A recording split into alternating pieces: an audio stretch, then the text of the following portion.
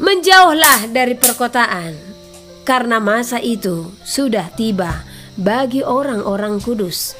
Masa siksaan pun tiba. Apabila hari itu tiba,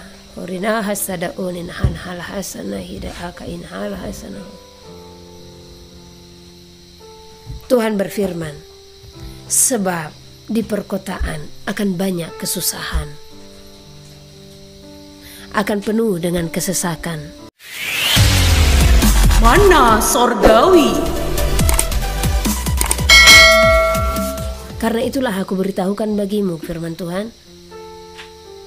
Aku berfirman bagimu, jauhilah perkotaan. Karena kekuasaan mereka penuh di dalamnya. Ya, artinya mereka yang hendak menguasai bumi, kota dulu yang dikuasai. Sebab perkotaanlah yang harus mereka pegang terlebih dahulu untuk menerapkan segala peraturan-peraturan yang akan mereka terapkan kepada seluruh bumi, untuk tunduk kepada tanda bilangan tersebut. Tanda bilangan akan memenuhi bumi.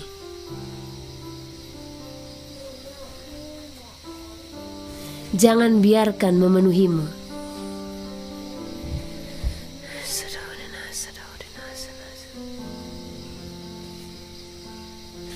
Tanda bilangan yang harus engkau jauhi.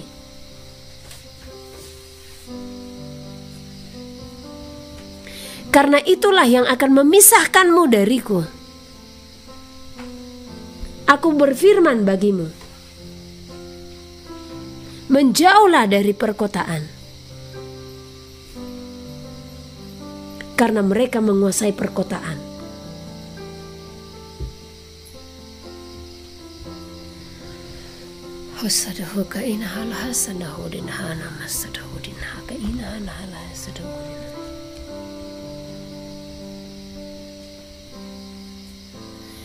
Yahusua Hamasiah akan memberkati dan menyertai engkau dalam segala ketaatanmu. Engkau akan melihat perbedaan. Akan orang-orang yang taat di dalam firman-Ku. Jadi keluar dari perkotaan itu firman Tuhan ya. Aku akan memberkati engkau.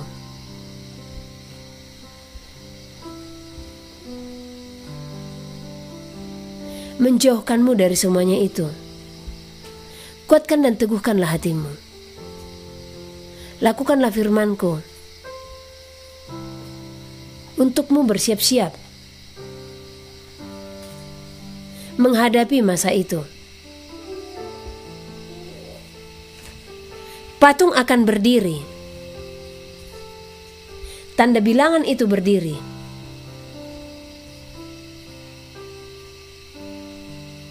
Mereka akan memerintahkanmu untuk sujud dan menyembahnya.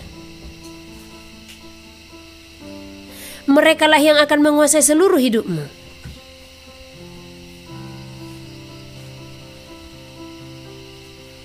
Engkau harus melepaskan keinginanmu akan dunia ini. Engkau harus melepaskannya.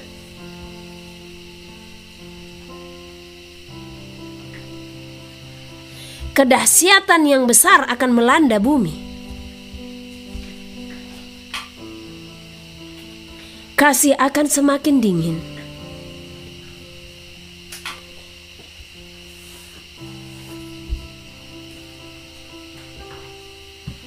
Karena itulah tanda.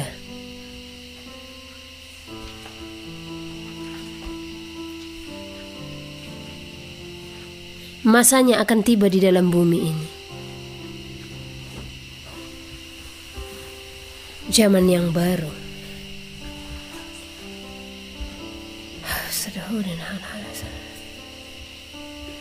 Tuhan berfirman, semuanya sudah ada di hadapanmu, di hadapan kita.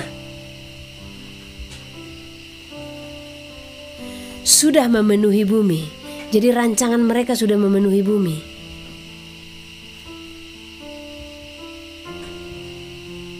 Semuanya akan diperlihatkan.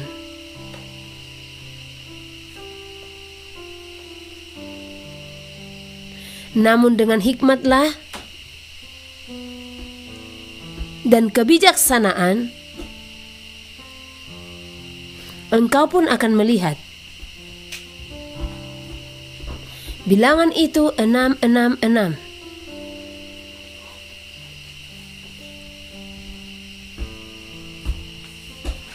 Bilangan yang menjatuhkan hubungan denganku, firman Tuhan, sebagai Tuhan dan Juru Selamat.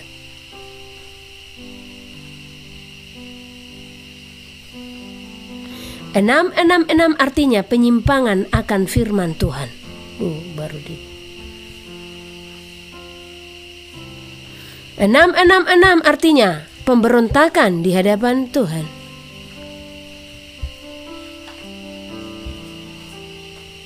666 artinya pendurhakaan. Merekalah yang akan menguasai bumi ini. Maka siapkanlah hidupmu untuk menjauhi segala rancangan mereka. Rancangannya telah ada,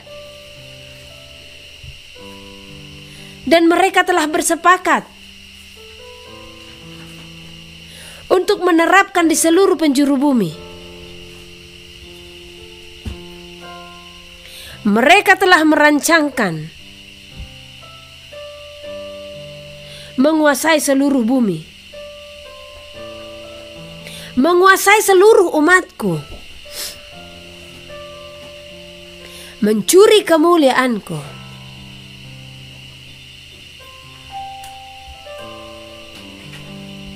Aku mengenal mereka,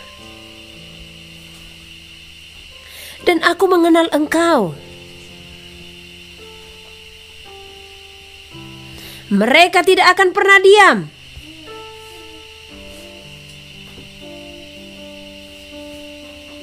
Karena mereka masih memberontak di hadapanku.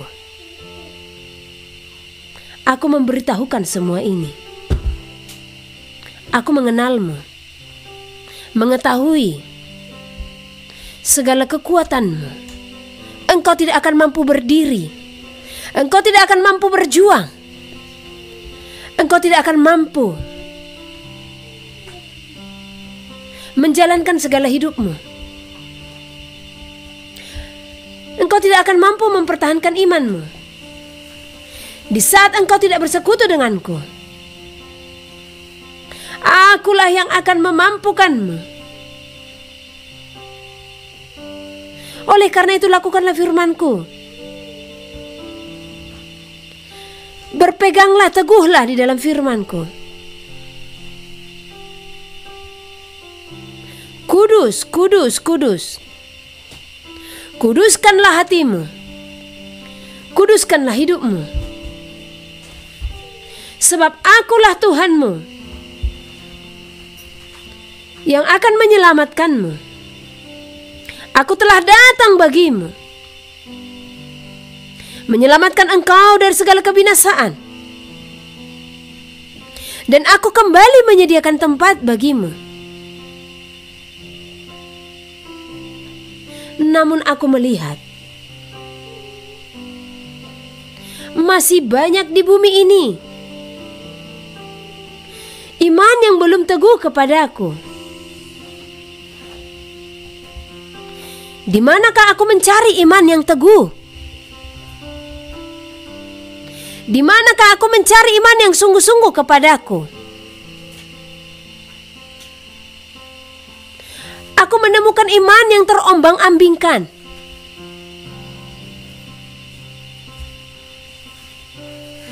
Aku menemukan iman yang tidak setia.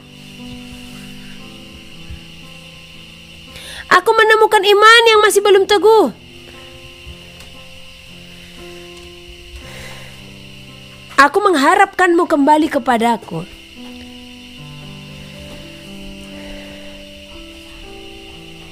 Aku memberikanmu keselamatan. Engkaulah yang harus berjuang agar engkau memperolehnya.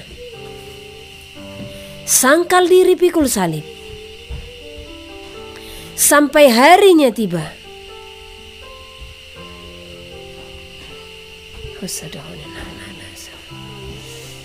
Haleluya, haleluya, haleluya.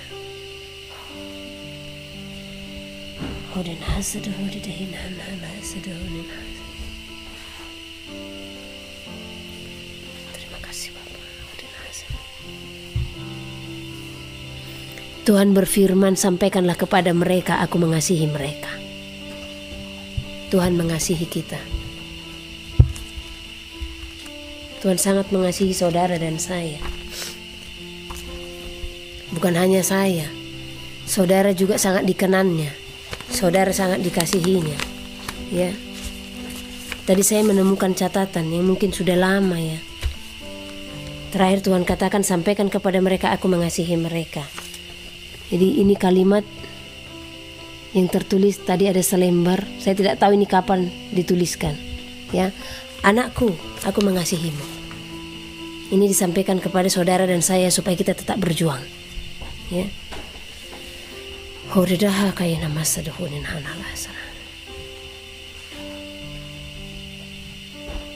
Tuhan sampaikan kepada saya, ini kepada saya pribadi. Ya, sampaikanlah firman-Ku selalu kepada mereka. Jadi saya akan selalu menyampaikan kepada saudara apa yang Tuhan sampaikan. Tanda bilangan sudah di depan mata. Ya, ini kita harus bersegera. Ada beberapa hamba Tuhan yang sudah telepon saya menyampaikan pesan Tuhan. Ya, bahkan yang tidak pernah bertelepon tiba-tiba bertelepon, Bu, Tuhan berfirman bersegera, bersegera. Ya, makanya saya bilang, oh Tuhan, ini rumah 2 harus cepat selesai. Saya harus bersegera sebelum terlambat. Ya. Kayak kemarin ya, waktu enjus itu ada keterlambatan sedikit ya. Oke, saya akan lanjut ya. Minum dulu saudara, haus.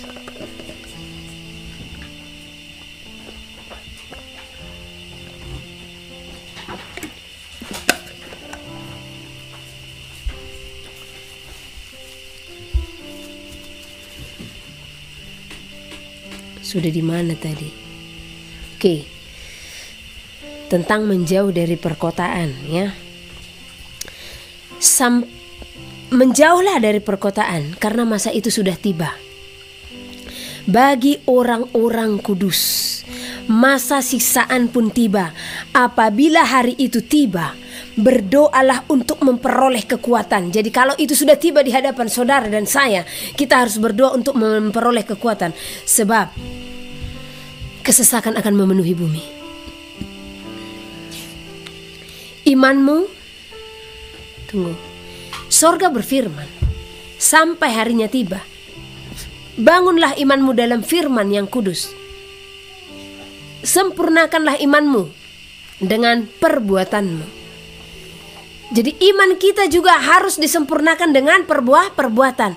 Sebab iman tanpa perbuatan hakikatnya mati. Ya, begitu juga perbuatan tanpa iman. Makanya dikatakan di sini, sempurnakanlah imanmu dengan perbuatanmu. Artinya, jikalau kita percaya, kita menerima Dia sebagai Tuhan dan Juru Selamat, Anak manusia itu yang telah datang ke dalam dunia, ya, maka kita harus menyempurnakan itu dengan perbuatan kita. Perbuatan kita yang dikenan oleh Tuhan adalah melakukan seluruh firman Tuhan. Apa firmannya? Baca semua apa yang tertulis dalam kitab suci, ya.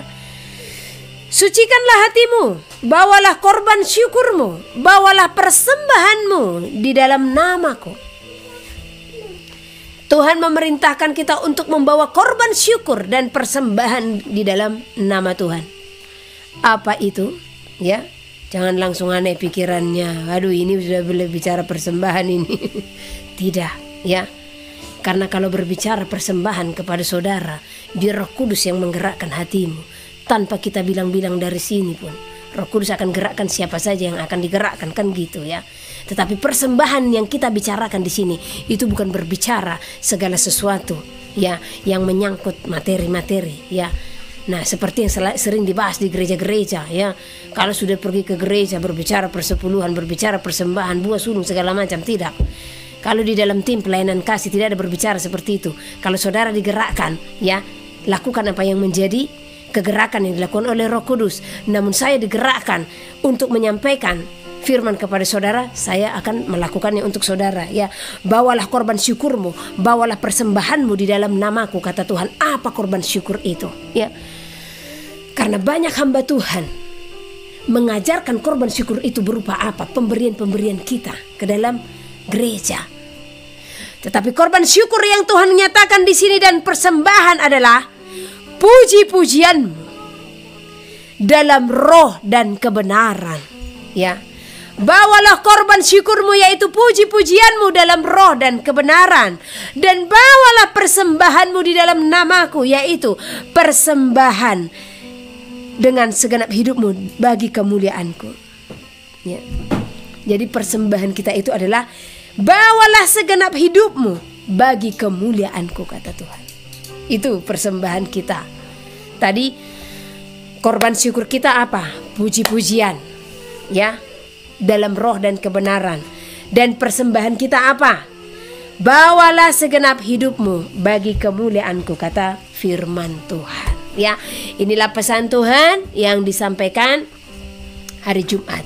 Saya akan melanjut, ya, tentang apa yang Tuhan nyatakan melalui judulnya tadi. Berapakah nilaimu di hadapan Tuhan? Ya, tadinya saya mau buat tentang gerhana-gerhana karena lagi viral banget, ya, gerhana ini, ya, kegelapan lagi viral banget, dan banyak hamba-hamba Tuhan yang menyampaikan, ya, banyak suara Tuhan segala macam. Entah kenapa, ya, apa saya yang kurang intim atau bagaimana? Hati ini tetap tenang saja, ya. Saya tanya kepada Tuhan pun, ya, tetap tenang, ya. Karena setiap anak yang di dalam Tuhan pasti akan tenang dalam menghadapi sesuatu, sekalipun itu maut di hadapan kita. Tetap tenang, ya. Jadi seperti saya diingatkan, kalau kita di sini bukan mencari keviralan, ya. Kita menyampaikan firman di sini bukan semata-mata, ya, cari judul supaya viral, supaya keren dan supaya dicari, bukan. Pokoknya apa yang Roh Kudus taruhkan sebagai judulnya, itu yang saya taruhkan, ya. Nah, karena kita bukan mencari keviralan, ya. Nah, siapa yang mau mendengarkan kebenaran di sini, maka kasih anugerah itu, ya, kasih anugerah. Saudara yang setia dalam ibadah ini adalah kasih anugerah. Karena apa yang kita dengarkan melalui pelayanan tim pelayanan kasih ini adalah segala perintah Tuhan, peringatan-peringatannya, pesan-pesan Tuhan, dan bagaimana kita dididik dan diajar untuk mempersiapkan hidup di dalam Tuhan. Jadi mau gerhana, mau kegelapan, ya, mau dihubung-hubungkan dengan 3 hari kegelapan segala macam, ya sudahlah, semua sudah kita baca, ya. Jadi kita sudah tahu apa yang tertulis, kita sudah tahu. Jangankan kegelapan 3 hari 3 malam katanya, ya, siksaan berat kita pun harus siapkan. Karena kegelapan itu, ya, ada juga hamba Tuhan bilang, nanti hati-hati, ya, siapkan pentungan di depan pintumu, katanya. Jadi kalau ada yang mengetuk nanti, ya pentung saja seperti itu. Nah, karena jangan-jangan nanti itu perampok atau apa. Gimana sih, ya? Saya tadi sampai sebelum saya berdiri bersama saudara, saya ngambil waktu tenang, saya berdiam diri, Tuhan, kok sama saya Tuhan tidak bukakan sih tentang gerhana ini? Ya, yang lain sudah bersiap-siap, Tuhan, sudah beli segala sesuatu, kami nggak ada beli apa-apa ini. Yang lain sudah mempersiapkan, mau air mineral, mau beras, mau segala macam, kami nggak ada persiapan ini, Tuhan, ya. Tapi biarlah Tuhan, Engkau yang menjadi persiapan kami, Engkau yang menjadi terang kami di dalam kegelapan itu, Tuhan, ya, amin, ya. Bukan kita menghindari bukan kita, satu contoh, menjadi orang bodoh, ya, yang menghadapi malapetaka, tetapi ini kesiapan hati kita yang penting, ya, di sini, ya. Doakan kalau itu tidak sampai ke Indonesia, kan itu. Nah, jadi kita bukan hamba dunia ini yang ikut dalam keviralan dunia. Kita menyampaikan apa yang Tuhan maksud, ya. Tetap tenang, ya. Bahkan di dalam siksaan pun katanya tetap tenang, ya. Kita lihat bagaimana, sudah ditonton nggak filmnya? Ya, apa judulnya? New World Order, ya, yang 2013. Sudah ditonton filmnya? Dia mau dipancung aja dia tetap tenang, ya, dia tetap tenang.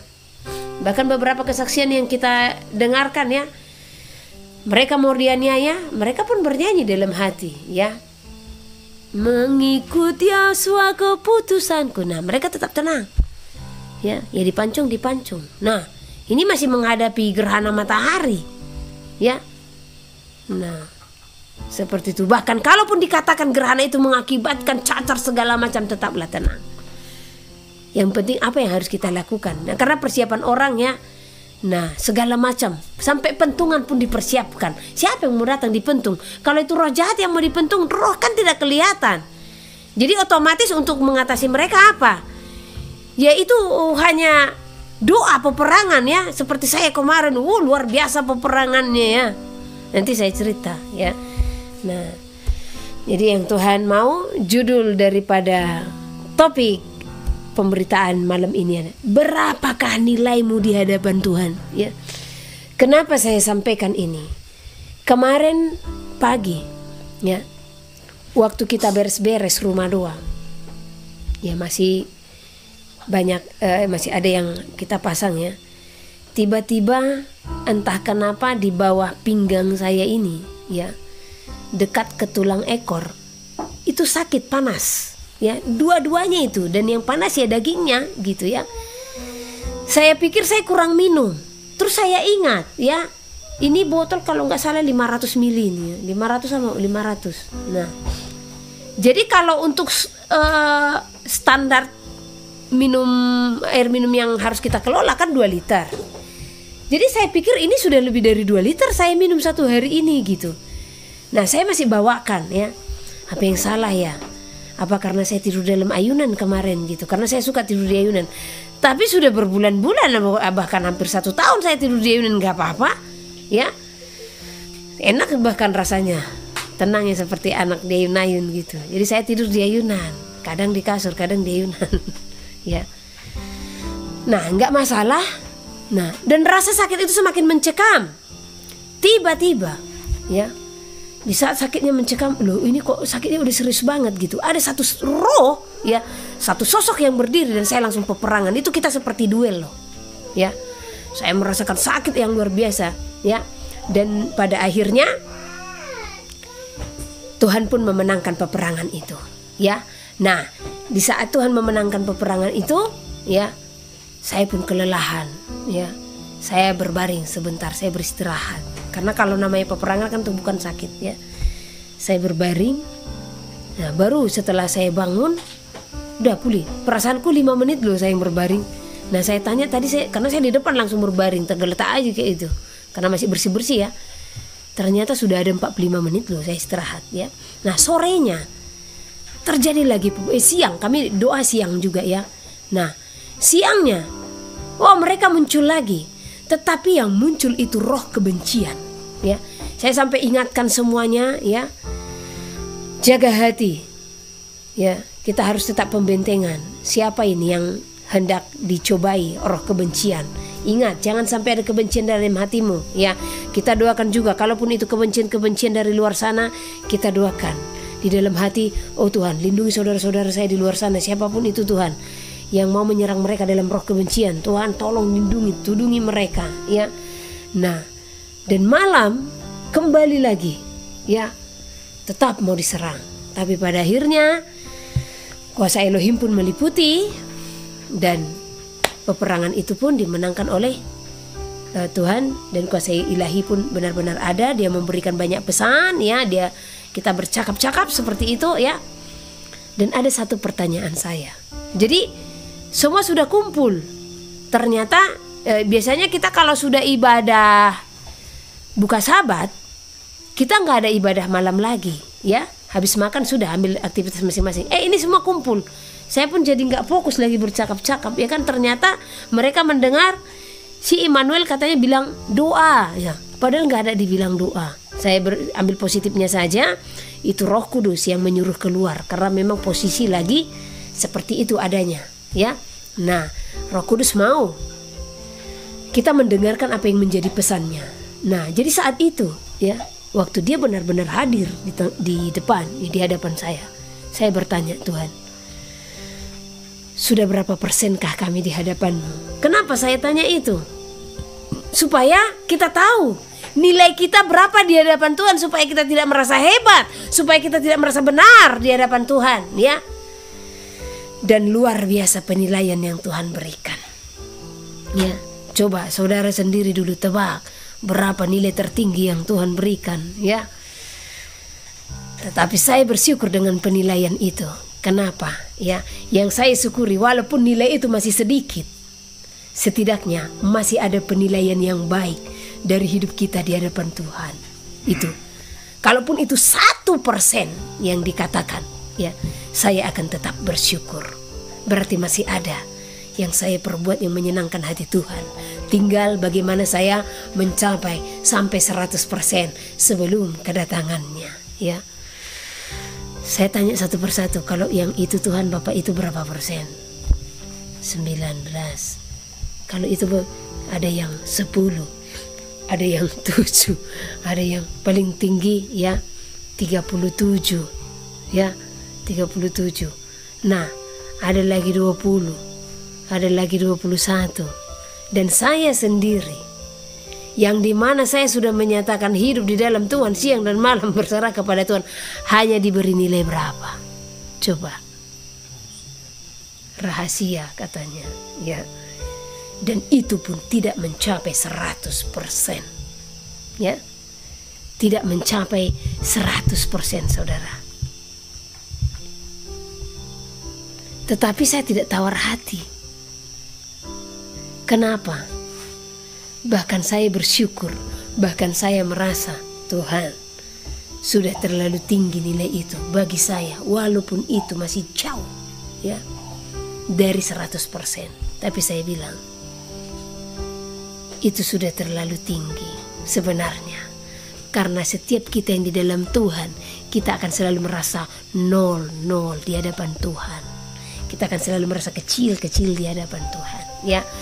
Tapi saya bersyukur malam itu, kemarin malam Tuhan bukakan si ini sekian persen, si ini sekian persen, si ini sekian persen.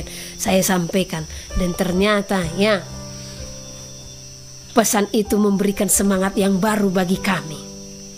Dan saya mau saudara-saudara yang hadir di sini ya hampir 300 orang ya.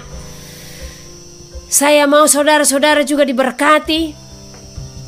Walaupun sedikit nilai yang saat ini ada dalam dirimu, berpaculah ya, supaya nilai itu di saat hari kedatangannya 100%. Karena tidak ada gunanya kamu 70, 80, 90% saat ini, tapi di hari kedatangannya kamu merosot. Bagus sekarang kamu nilaimu hanya 3, 4, 5, 6, 7 ya. Tetapi di saat kedatangan Tuhan nilaimu genap 100% ya. Karena banyak orang merasa dirinya benar, banyak orang merasa dia sudah melakukan segala sesuatu untuk Tuhan.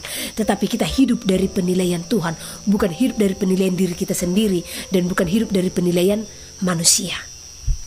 Bukan penilaian manusia yang kita cari, tetapi penilaian Tuhan. Bukan perkenanan manusia yang kita cari, tapi perkenanan Tuhan. Sekarang cross check ya, cek dirimu.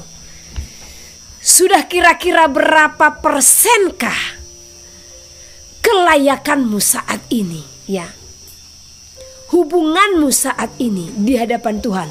Nah, melalui apa Tuhan nilai itu? Ada 3 hal. Yang pertama, ketulusan, catat ya. Yang kedua, kesungguhan ya. Yang ketiga, komitmen ya, komitmen. Jadi kita dinilai dari 3 hal ini. Ini banyak pertanyaan, Ibu berapa persen? Persen lah ya. Nah, karena rahasia iman ya, intinya belum mencapai 100% ya. Dan saya harus tetap berjuang ya. Saya yang sudah memberikan hati, perasaan saya sudah sepenuhnya. Tapi memang saya tahu kalau di dalam penilaian Tuhan saat ini saya belum ya. Apalagi kemarin saya itu sibuk-sibuk itu ngurus-ngurus rumah doa. Hubungan saya kurang loh di dalam Tuhan ya. Jadi saya terima itu ya. Saya tahu itu ya. Tetapi dalam 3 penilaian ini, ketulusan, kesungguhan, dan komitmen ya, kita harus lihat. Kita harus bisa menilai ya. Ketulusan itu berbicara apa? Apa yang sorga katakan tentang ketulusan. Di dalam ketulusan itu mengajarkan kasih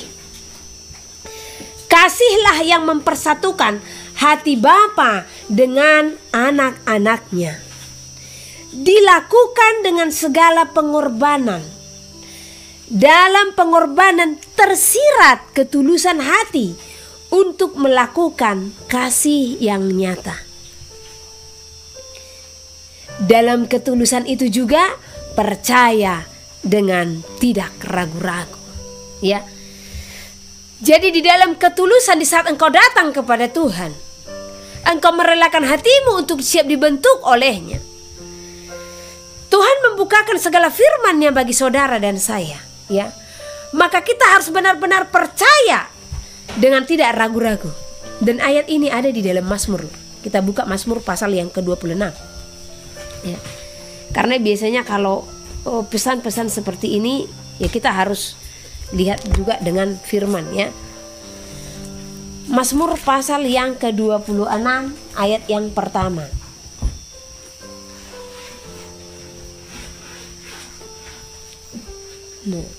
Berilah keadilan kepadaku, ya Tuhan, sebab aku telah hidup dalam ketulusan. Kepada Tuhan aku percaya dengan tidak ragu-ragu. Jadi di saat Daud memberikan hidupnya dengan ketulusan kepada Tuhan, maka dia percaya dengan tidak ragu-ragu.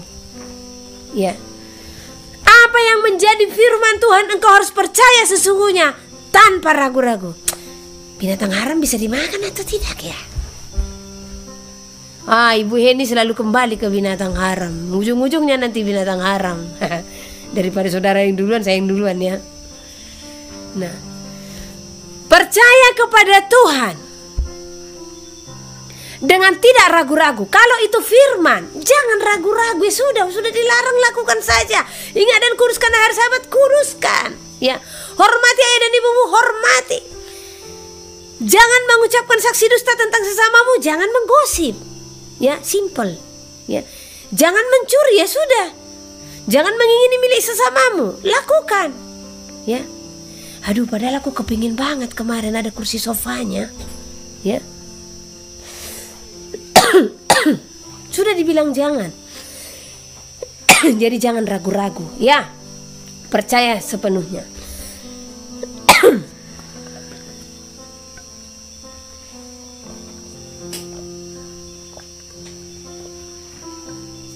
Ada Gloria edit ini, saya berapa persen, Bu?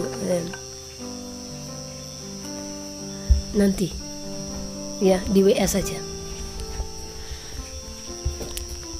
karena kan gak mungkin saya bilang si ini sekian, si ini sekian.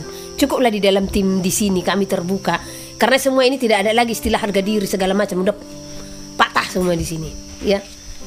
Jadi mau yang 1 7%, yang 1 5%, yang 1 2%, oh ndak malu lagi di sini, saling berjuang itu, bukan saling menekan, ya. Gloria edit. Oh ya, ada nomor WA di situ. Oke, kita lanjut tentang ketulusan tadi, ya. Nah, di dalam ketulusan ini, ya, kita diajarkan kasih.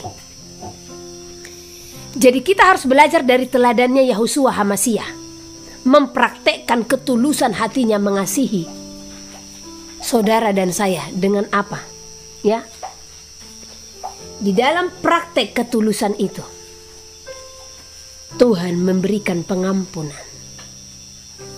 Di dalam pengampunan yang diberikan kepada saudara dan saya, Dia berkorban. Ya. Jadi kalau saudara mengatakan tulus kepada Tuhan, ya, tulus akan perintahnya, tulus akan firman-Nya, ya. Makanya di sini kita harus percaya sepenuhnya. Kalau Tuhan sudah katakan Sabat, ya, ingat dan kuduskanlah hari Sabat, ya. Ingat dan kuduskan hari Sabat. Nah, di saat dikatakan ingat dan kuduskan hari Sabat, maka dengan tulus hati berikan hidupmu akan hari Sabat itu. Jangan, oh gimana ya, jualanku laris di hari Sabat, ya. Aduh gimana ya, kan lumayan. Itu tandanya tidak tulus lagi mengikut Tuhan. Tidak ada ketulusan lagi. Berapa nilaimu di sana? -%. Ya. Di saat engkau tidak merelakan hati, tidak mau berkorban untuk menyatakan firman Tuhan itu, maka di sana nilai kita minus di hadapan Tuhan. Jadi jangan harap 100%, ya. Padahal kita harus mencapai 100%, ya. Bahkan kalau kita tidak rela berkorban, kita minus persen di hadapan Tuhan, ya. Begitu juga dengan saudaramu yang lain, ya. Kasihi mereka dengan segenap hatimu, dengan segenap jiwamu, ya. Rela berkorban. Engkau sudah lihat, dia kesusahan tidak makan, ya. Dia butuh segala sesuatu, ya. Dia butuh beras. Sementara engkau mampu, tapi kau pikirkan, kemarin aku melihat anting-anting di sana. Aduh, gimana ya? Nanti kalau aku kasih ke dia, nggak jadi aku beli anting-anting itu, padahal cakep banget, gitu ya kan? Itu tandanya tidak tulus mengasihi. Padahal saudara katakan mengasihi sesama, tetapi hanya dengan anting-anting saja yang hendak kau beli. Ya, engkau harus menahan perbuatan baikmu untuk membantu sesamamu. Kitab Amsal mencatat, janganlah engkau menahan perbuatan Amsal baik. pasal Ya. 11. Neraca serong adalah kekejian bagi Tuhan, tetapi ia berkenan akan batu timbangan yang tepat. Jikalau keangkuhan tiba, tiba juga cemooh. Tetapi hikmat ada pada orang yang rendah hati. Orang yang jujur dipimpin oleh ketulusannya, tetapi pengkhianat dirusak oleh kecurangannya. Pada hari kemurkaan, harta tidak berguna, tetapi kebenaran melepaskan orang dari maut. Jalan orang saleh diratakan oleh kebenarannya, tetapi orang fasik jatuh karena kefasikannya. Orang yang jujur dilepaskan oleh kebenarannya, tetapi pengkhianat tertangkap oleh hawa nafsunya. Pengharapan orang fasik gagal pada kematiannya, dan harapan orang jahat menjadi sia-sia. Orang benar diselamatkan dari kesukaran, lalu orang fasik menggantikannya. Dengan mulutnya orang fasik membinasakan sesama manusia, tetapi orang benar diselamatkan oleh pengetahuan. Bila orang benar mujur, beria-rialah kota, dan bila orang fasik binasa, gemuruhlah sorak-sorai. Berkat orang jujur memperkembangkan kota, tetapi mulut orang fasik meruntuhkannya. Siapa menghina sesamanya tidak berakal budi, tetapi orang yang pandai berdiam diri. Siapa mengumpat membuka rahasia, tetapi siapa yang setia menutupi perkara. Jikalau tidak ada pimpinan, jatuhlah bangsa, tetapi jikalau penasihat banyak, keselamatan ada. Sangat malanglah orang yang menanggung orang lain, tetapi siapa membenci pertanggungan, amanlah ia. Perempuan yang baik hati beroleh hormat, sedangkan seorang penindas beroleh kekayaan. Orang yang murah hati berbuat baik kepada diri sendiri, tetapi orang yang kejam menyiksa badannya sendiri. Orang fasik membuat laba yang sia-sia, tetapi siapa menabur kebenaran mendapat pahala yang tetap. Siapa berpegang pada kebenaran yang sejati menuju hidup, tetapi siapa mengejar kejahatan menuju kematian. Orang yang serong hatinya adalah kekejian bagi Tuhan, tetapi orang yang tak bercela, jalannya dikenannya. Sungguh, orang jahat tidak akan luput dari hukuman, tetapi keturunan orang benar akan diselamatkan. Seperti anting-anting emas dijungur babi, demikianlah perempuan cantik yang tidak susila. Keinginan orang benar mendatangkan bahagia semata-mata, harapan orang fasik mendatangkan murka. Ada yang menyebar harta, tetapi bertambah kaya. Ada yang menghemat secara luar biasa, namun selalu berkekurangan. Siapa banyak memberi berkat, diberi kelimpahan. Siapa yang memberi minum, ia sendiri akan diberi minum. Siapa menahan gandum, ia dikutuki orang, tetapi berkat turun di atas kepala orang yang menjual gandum. Siapa mengejar kebaikan, berusaha untuk dikenan orang, tetapi siapa mengejar kejahatan, akan ditimpa kejahatan. Siapa mempercayakan diri kepada kekayaannya, akan jatuh, tetapi orang benar akan tumbuh seperti daun muda. Siapa yang mengacaukan rumah tangganya akan menangkap angin. Orang bodoh akan menjadi budak orang bijak. Hasil orang benar adalah pohon kehidupan, dan siapa bijak mengambil hati orang. Kalau orang benar menerima balasan di atas bumi, lebih-lebih orang fasik dan orang berdosa. Amsal pasal 12. Siapa mencintai didikan, mencintai pengetahuan, tetapi siapa membenci teguran adalah dungu. Orang baik dikenan Tuhan, tetapi si penipu dihukumnya. Orang tidak akan tetap tegak karena kefasikan, tetapi akar orang benar tidak akan goncang. Istri yang cakap adalah mahkota suaminya, tetapi yang membuat malu adalah seperti penyakit yang membusukkan tulang suaminya. Rancangan orang benar adalah adil, tujuan orang fasik memperdaya. Perkataan orang fasik menghadang darah, tetapi mulut orang jujur menyelamatkan orang. Orang fasik dijatuhkan sehingga mereka tidak ada lagi, tetapi rumah orang benar berdiri tetap. Setiap orang dipuji seimbang dengan akal budinya, tetapi orang yang serong hatinya akan dihina. Lebih baik menjadi orang kecil tetapi bekerja untuk diri sendiri, daripada berlagak orang besar tetapi kekurangan makan. Orang benar memperhatikan hidup hewannya, tetapi belas kasihan orang fasik itu kejam. Siapa mengerjakan tanahnya akan kenyang dengan makanan, tetapi siapa mengejar barang yang sia-sia tidak berakal budi. Orang fasik mengingini jala orang jahat, tetapi akar orang benar mendatangkan hasil. Orang jahat terjerat oleh pelanggaran bibirnya, tetapi orang benar dapat keluar dari kesukaran. Setiap orang yang dikenyangkan dengan kebaikan oleh karena buah perkataan, dan orang mendapat balasan daripada yang dikerjakan tangannya. Jalan orang bodoh lurus dalam anggapannya sendiri, tetapi siapa mendengarkan nasihat, ia bijak. Bodohlah yang menyatakan sakit hatinya seketika itu juga, tetapi bijak yang mengabaikan cemooh. Siapa mengatakan kebenaran, menyatakan apa yang adil, tetapi saksi dusta menyatakan tipu daya. Ada orang yang lancang mulutnya seperti tikaman pedang, tetapi lidah orang bijak mendatangkan kesembuhan. Bibir yang mengatakan kebenaran tetap untuk selama-lamanya, tetapi lidah dusta hanya untuk sekejap mata. Tipu daya ada di dalam hati orang yang merencanakan kejahatan, tetapi orang yang menasihatkan kesejahteraan mendapat sukacita.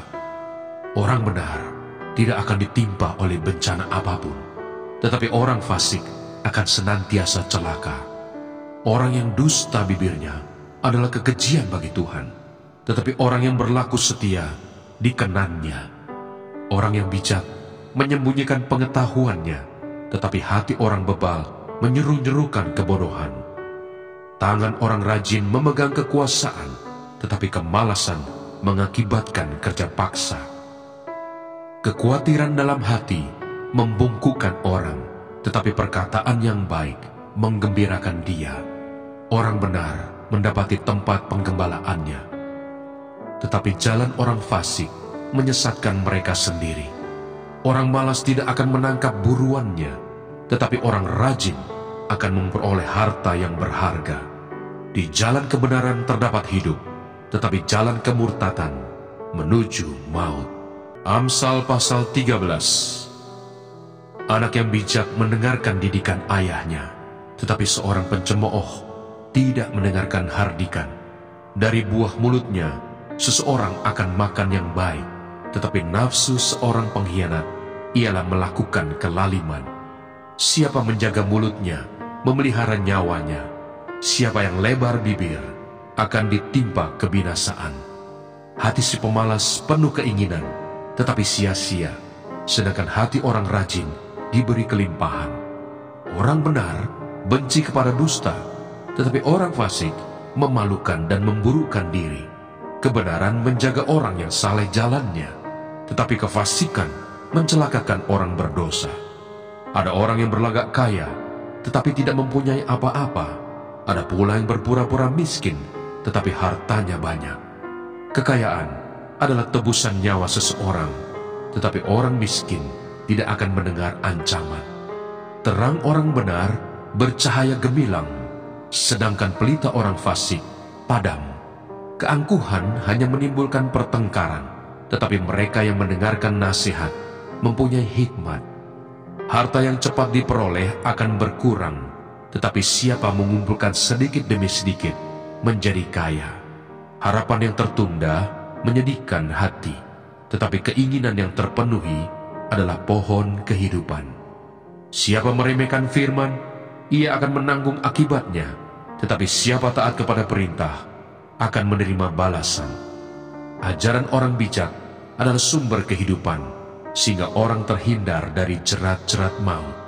Akal budi yang baik mendatangkan karunia, tetapi jalan pengkhianat-pengkhianat mencelakakan mereka.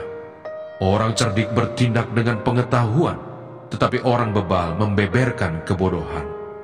Utusan orang fasik menjerumuskan orang ke dalam celaka, tetapi duta yang setia mendatangkan kesembuhan. Mana Sorgawi.